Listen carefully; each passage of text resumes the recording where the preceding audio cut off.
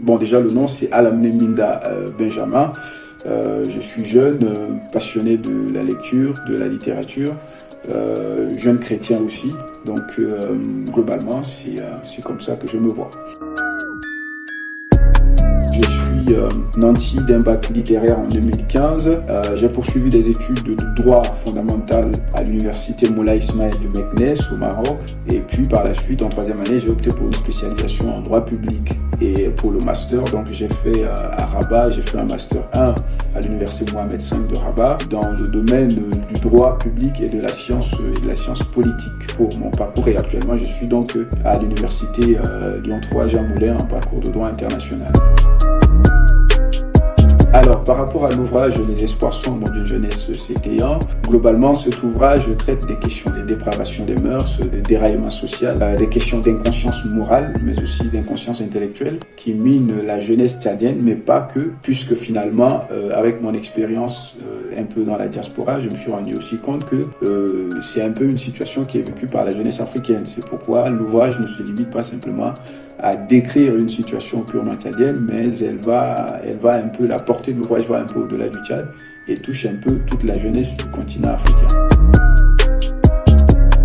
L'objectif qui est visé donc par l'ouvrage Les espoirs sombres d'une jeunesse s'étayant, eh bien, je l'appelle le traité de conscience, c'est-à-dire que c'est un appel à une prise de conscience collective sur des situations que nos sociétés sont en train de traverser, notamment au niveau des crises et des décrépitudes que peuvent vivre donc les jeunes. Donc, je parle notamment des questions d'alcoolisme, de mimétisme culturel, des choses qui parfois, contextuellement, au niveau de l'Afrique, ne vont pas et qui sont des réalités finalement importées et inadaptées à nos contextes et qui parfois constituent un problème pour la jeunesse et malheureusement cette jeunesse qui ne voit pas beaucoup d'issues parce que nous avions aussi bien évidemment des problèmes au niveau politique, j'évoque des questions d'incohérence au niveau politique, etc.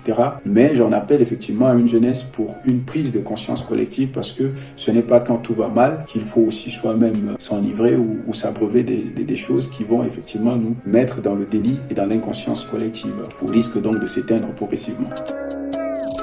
Eh bien, c'est avant tout le constat qui m'a amené à moi-même me questionner sur ces comportements des jeunes et je me suis dit pourquoi ne pas décrire ces choses. Ce sont des choses qui sont constatables. Je ne suis pas le seul à faire ce constat. Il y a un caractère récurrent de ces questions dans les débats, que ce soit au niveau officiel ou officieux, mais finalement, il y a peu d'écrits sur la question. Et donc, j'ai pris ma plume, par la grâce de Dieu, je me suis mis à écrire sur ces questions-là afin d'appeler donc finalement la jeunesse à une prise de conscience collective.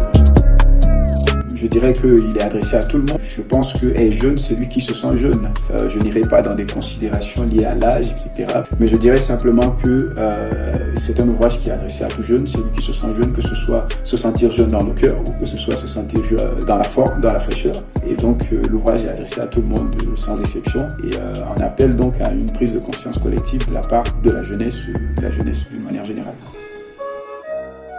Je pense que la jeunesse pourra se conscientiser que lorsqu'elle aura aussi elle-même pris à bras le corps les enjeux réels en fait au sein de notre société. Aujourd'hui, le monde évolue, la société change, les choses évoluent d'une manière assez très rapide. Et si la jeunesse ne se met pas à jour, si elle s'apitoie sur son tort, si elle décide de mener des actions qui vont rendre ses plaintes sans fondement, eh bien ça va être assez compliqué pour la jeunesse effectivement d'avoir un rôle. Nous avions longtemps été critiqués, nous avions longtemps été méprisés.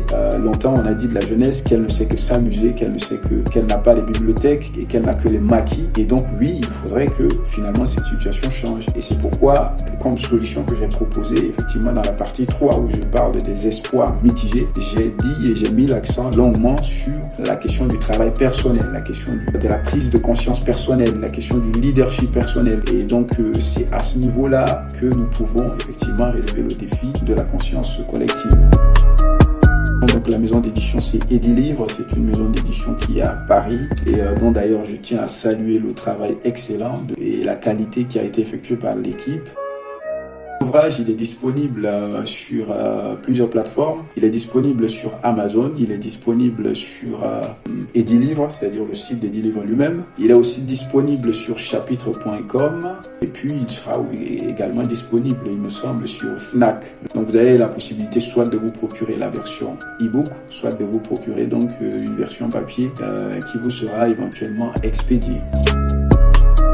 Il y a peu de personnes pour le moment par rapport à qui contacter. Donc j'essaie actuellement de faire du réseautage et éventuellement de voir comment mettre en place des équipes pour travailler avec moi pour une grande diffusion. Oui, alors actuellement je suis mitigé moi-même, mais je dirais simplement que oui, il y a des projets dans mon cœur, oui. Et voilà, je verrai par la grâce de Dieu s'il y a la possibilité d'entreprendre d'autres projets, pourquoi pas. Déjà que beaucoup de gens me parlent d'un tome 2, mais bon, déjà ayant épuisé ces quelques lignes qui sont assez courtes quand même, je dirais, de ce premier, et puis voilà, on verra ce qui adviendra par la grâce de Dieu.